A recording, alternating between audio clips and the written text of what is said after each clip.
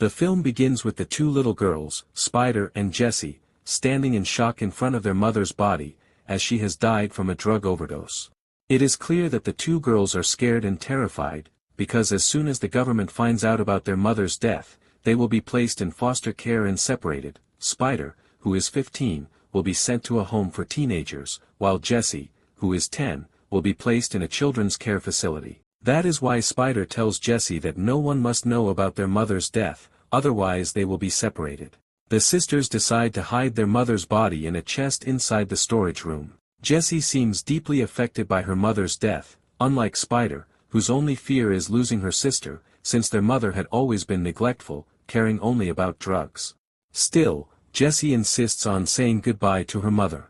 She approaches the body, tells her that she loves her, and takes the necklace her mother was wearing to keep it. Spider warns her not to tell anyone or wear the necklace outside the house. A little later, the mother's phone rings, and they discover that Reese, her drug-addicted boyfriend, is calling. Spider refuses to answer. She then takes Jessie to school, warning her not to tell anyone about their mother's death. At the same time, Spider herself cannot keep it inside, so she confides in her friend Alex, telling her that she hid her mother's body because she is afraid of being separated from Jessie. She mentions that their neighbor Janet had twins, but when she died, they were separated, and she doesn't want the same to happen to her and her sister. Alex tries to comfort her, promising to help her figure something out. She asks Spider if she's afraid the neighbors will notice her mother's absence, but Spider replies that her mother hadn't left the house in a long time. Alex also asks about Reese, pointing out that he will notice her mother's disappearance.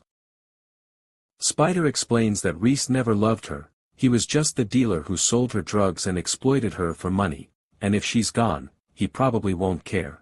Alex asks about the social worker who checks on them, and Spider says she'll handle it. Later, Spider comes home to find Jessie arriving in a car driven by her friend's grandmother. Furious, Spider yells at her, telling her never to accept rides again, because she doesn't want anyone asking questions about their mother. Jessie feels upset and lonely, but soon reconciles with Spider, promising not to do it again. They both agree to keep their secret from everyone so they can stay together. We learn that their father had abandoned them long ago. That night, Spider cooks a small meal and tells Jessie they'll have to ration food until the end of the month, since their welfare money has run out. It becomes clear that the girls are going through hardships far beyond their years. Still, Spider comforts her sister, saying, "As long as we're together, we can get through anything." At that moment, they hear a car pulling up outside. Spider tells Jessie to stay inside no matter what, and goes out to check. To her shock, Reese is there, asking about their mother. Spider tells him she went out, but he gets angry, thinking she went with another man.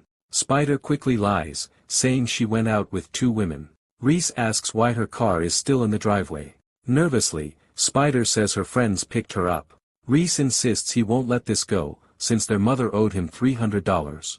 Spider panics, realizing she and Jessie are truly alone with no one to protect them. Jessie is frightened too, saying Reese will keep coming back. Spider snaps at her, which makes Jessie cry and run to the shed where their mother's body is hidden.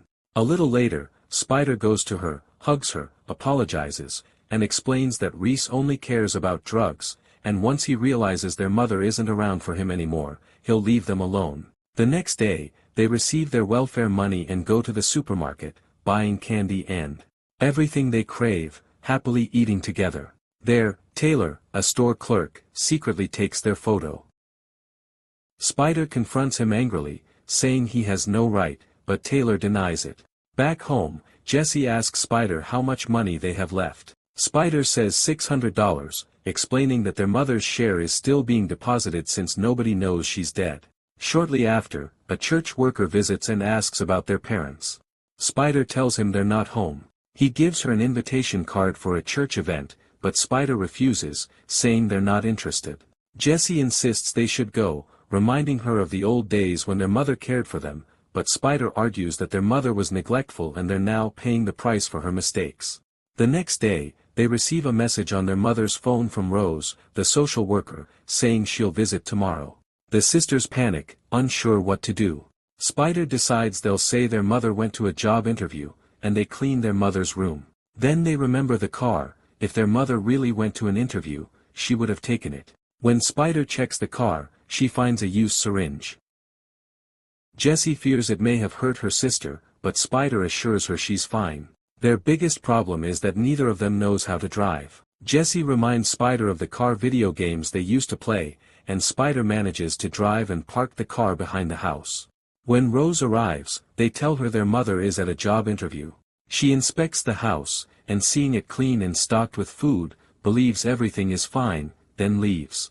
Meanwhile, Sheriff Ben is seen at the site of a crash where 2 addicts died while driving under the influence, leaving their children behind to be taken into foster care. Saddened, he thinks of how families are torn apart. Later, he finds Alex with Spider and takes them home. We learn that Ben was Spider's mother's childhood friend, and they had been close before she fell into addiction. They have dinner together, and on the way home, Ben asks Spider about her mother. Spider lies, saying she quit drugs and is looking for work. When she gets home, Jessie is upset that Spider accepted a ride from the sheriff, drawing attention to them.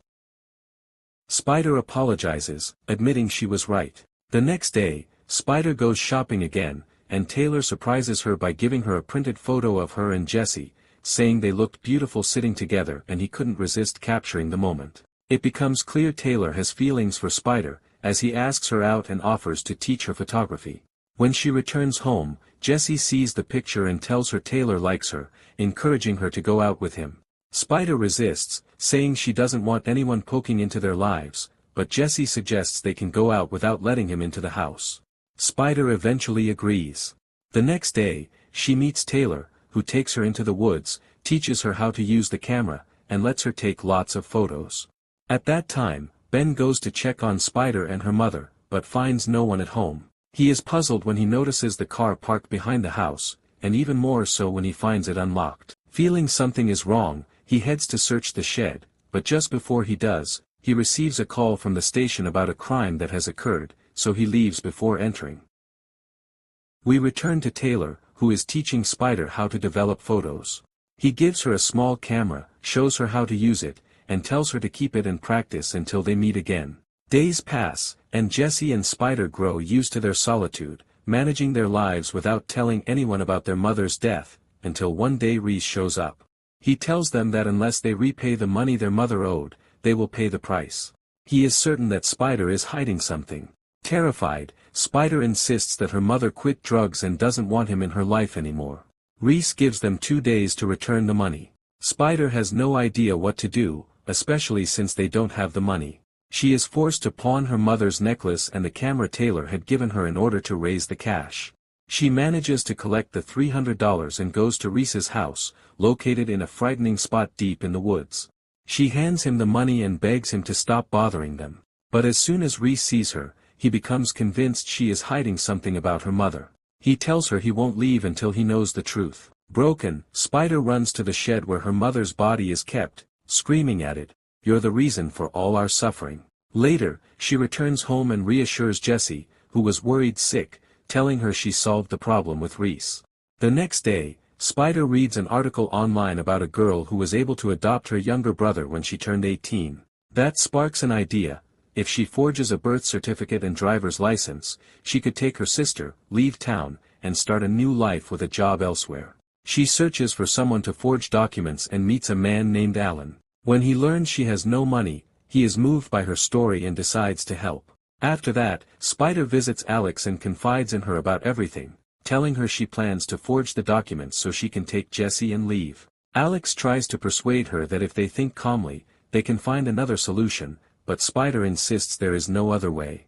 Reese will never leave them alone, and if anyone finds out their mother is dead, they'll be sent to foster care and separated. A few days later, Spider collects their welfare money and goes back to the pawn shop. She discovers the camera has been sold, though her mother's necklace remains. But because she cannot stand to be reminded of her mother, she leaves the necklace and instead buys a new camera to give to Taylor in place of his. She visits Taylor, gives him the camera, and apologizes, telling him his camera broke. He then asks if she'd like to go out again. She agrees, for the last time. They go together into the woods, where he has her take new photos, and they grow closer. Still, Spider is afraid to tell him the truth. When he asks about the name, Spider, she explains that as a child she loved spiders, so her mother gave her that nickname, and that her real name is Sadie. Returning home, she decides to change her hairstyle to look older. At breakfast, Jessie asks about their mother's necklace, saying she has been looking for it but can't find it. Just then, there's a knock at the door, the social worker. This time, the sisters are too afraid to answer. They run to the shed, where they overhear her outside sending a message to their mother's phone, saying she'll call the police if she doesn't hear back. Jessie tells Spider their plan is about to unravel and that they should tell the truth. Spider snaps at her, warning her never to bring it up again. Afraid Jessie might reveal the secret, Spider goes to look for Alan but can't find him, leaving her more anxious. That night, Jessie once again asks about the necklace. When Spider stays silent, Jessie accuses her of selling it. Spider admits she did, and Jessie is furious, saying it was their only keepsake of their mother. She argues that although their mother made mistakes, she doesn't deserve to be hated that way. Spider explodes, telling Jessie that their mother was the cause of all their misery, that she never cared for her since birth, that Spider herself raised Jessie like a mother, and worst of all, that Jessie's asthma was caused by their mother's drug use during pregnancy. Shocked, Jessie suffers a severe asthma attack and collapses. Spider is forced to drive their mother's car to take her to the hospital. There, the hospital calls the police to report that a child arrived driving a car with another child suffering from asthma. Since Ben knows them, he rushes to the hospital. He finds Spider crying and terrified for her sister. He reassures her that Jessie is fine and asks about their mother. Spider lies, saying her mother left home and forgot her phone, and that she had no choice but to drive when Jessie fell ill. A short while later, Jessie comes out, and Spider, overwhelmed with relief, hugs her tightly. Ben takes them back home. The next day, Ben drives Spider to school. He tells her he'll search everywhere for her mother, and if he can't find her, he'll have no choice but to place them in foster care. That night, Spider decides to run away with her sister. Alex gives her money and begs her to take care of both Jessie and herself. Spider then goes to Alan's house, collects the forged birth certificate and license, and thanks him for helping her. She hurries home, packs their things, and tells Jessie she now has documents showing she's 18 and can adopt her. They will escape to stay together. But Jessie refuses. She says she can't leave her school and friends, and calls the plan crazy. She insists they can't just run away and leave their mother's body behind. Spider, however, is determined and insists they must leave. Suddenly, there's a knock at the door. Spider tells Jessie to stay in the room and not come out. When she opens the door, she is shocked to find Reese forcing his way in, trying to assault her.